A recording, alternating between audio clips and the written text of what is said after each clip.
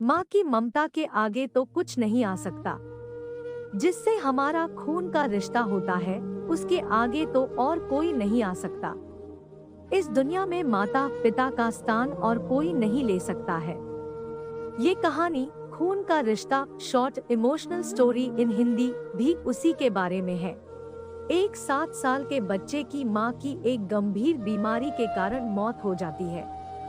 कुछ समय से बाद उस बच्चे के पिता अपने बच्चे को माँ का प्यार मिले ये सोचकर एक दूसरी शादी कर लेते हैं।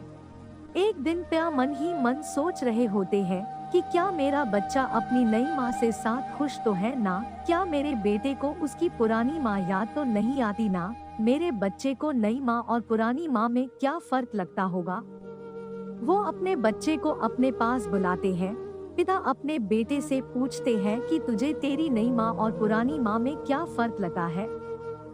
बच्चा अपने पिता को बहुत ही धीमी आवाज में कहता है कि मेरी पुरानी माँ झूठी थी और ये नई माँ सच बोलती है।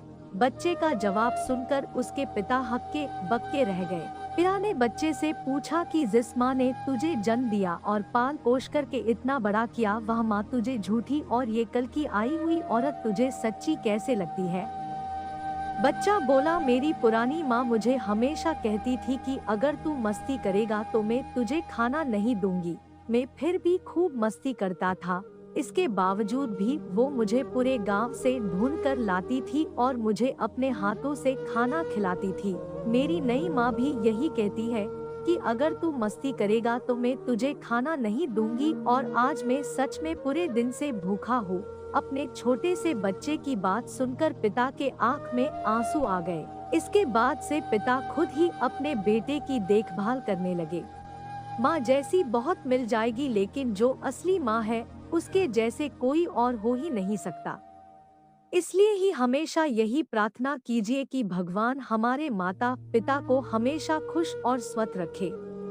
मंदिर में जाकर भगवान को पूजने से पहले अपने माता पिता को जरूर पूजें। हमारी असली माँ का स्थान और कोई नहीं ले सकता, चाहे वो कितनी भी कोशिश क्यों ना कर ले। माँ तो माँ होती है और हमारे खून के रिश्ते की बराबरी कोई नहीं कर सकता।